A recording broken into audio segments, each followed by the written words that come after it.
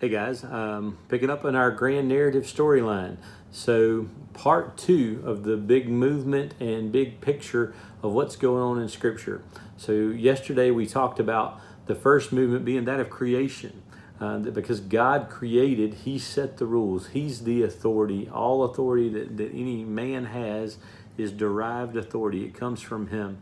So, moving into the next phase as you read through the book of Genesis, and that's going to be the opening part of today's assignment. You hopefully have already read, again, Genesis chapter 3.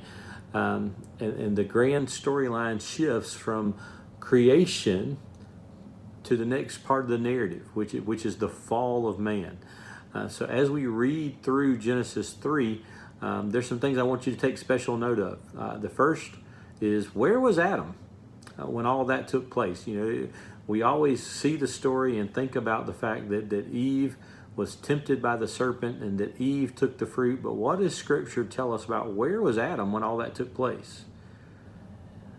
Well, if you read closely, you'll notice where Adam was. Scripture is very clear that Adam was with her. It wasn't that Adam was off in some other part of the garden. Eve got deceived and then convinced Adam later to take part. No, that's not what happened. Adam was there. So that's really important. And Adam didn't do his job. He heard God give those commands. He was directed by God of what trees not to eat out of, and he should have opened his mouth and said something, but he didn't.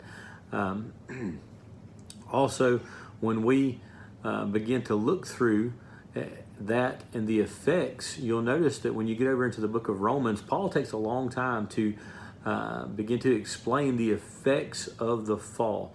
What happened as a result of Adam's sin, Eve's sin in the garden. And Romans is really clear. It actually tells us that as one man sinned, the whole world sinned. So the fall had consequences on everything, not just on Adam and Eve, but on everything going forward. So one of the questions I'm going to ask you to answer today is going to be, what do you immediately see in Genesis 4, 5, 6 as being the effects of sin? Some specific examples of what took place there. I want you to really think and be specific. I don't want general answers to that question, but I want specific answers of this is what happened because sin has now entered the picture. The other thing I want you to note is, what are the consequences that God gave Adam and Eve and the serpent? So that's why it's really important for you to read carefully Genesis 3. That way you'll know the answer there. I'm not going to spell those things out in the video again because I expect you to go back and read. So let's talk about for a minute, though, the result of the fall. What did God say about his creation back in Genesis 1 and 2, right? We saw over and over God saying, I looked at what's happened today and it was good. It was good. It was over and over again. And then we get to day 6 and God finishes creating everything. And we see that he looks back over creation and says that it is very good. So God has made everything perfectly. Man has freedom to be obedient. That there's no other factors involved in man's heart right now. He has a relationship where he's walking with God in the cool of the day. But now there's the fall. Sin enters the picture. Man's been tempted. Man chose sin. He chose to rebel and want to be equal with God. That was the great temptation set before him, really, is don't trust God, rather be equal to him. So as the fall took place, what you'll notice there is that had a ripple effect on all of creation. God's perfect creation was jacked up, so to speak. Everything was going so well there, and it was created in perfection and goodness, and now it's not going to happen that way. Work is going to become hard, right? The ground is going to be filled with weeds and thorns and those kind of things that didn't happen before. So childbirth is going to be painful. Just a few of the effects we see immediately, but you're going to see Adam and Eve reap the consequences of this down the road, right? You may already know what happens with Cain and Abel coming up. You probably know the story of the flood or the Tower of Babel. So when you look to the next few chapters of Genesis, you're going to see that their sin created sinful world. Well, that sounds almost crazy extreme, that the sin of two people has had such an effect, but sin always has consequences. That's one of the big takeaways when we think about the grand narrative that we need to understand, is sin never goes unchecked.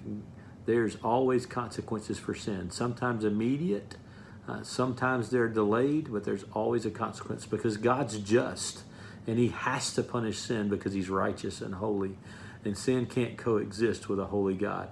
So all of creation's been tainted by this sin nature. So I want you to understand really the biggest difference between Adam and Eve and you and I. See, Adam and Eve had a perfect nature with complete freedom to obey God. There was no sin in the picture until they chose it. But now, that's not the case. You and I are born because Adam sinned. We all have a sin nature. Scripture tells us in Romans 3, right, that all have sinned and fall short of the glory of God. So that's from birth. From the womb, we rebel against God. And if it weren't for God stepping in to do something about that, we would all live eternally apart from him. So we've seen part one of the storyline, God the Creator. Creation has taken place, and we see how that affected us, who we are, who God created us to be. Now we're seeing part two, the fall, what the fall of man did to Adam and Eve, but also to all mankind for all time. And that creates a problem that needs a solution. So what we're going to see in the next movement is, what's God's solution to the problem? You probably already know that answer if you've been in church. But we're going to explore what the solution to this big problem is, because the fall of man has created a problem that none of us have the ability to solve. So as you wrestle through this, looking through Genesis 3 again, read over that carefully. You may need to even read back through chapters 4 through 11 so you can get some of the specific examples of how you see sin playing out in the world because of what took place. So again, be specific in those answers. I look forward to reading over what you've got to do. Praying for you. Hope you enjoy your Labor Day weekend. There won't be any assignments on Monday because of that. So we'll pick back up on Tuesday with the next part of the grand narrative. You guys be blessed. Love you. See you soon.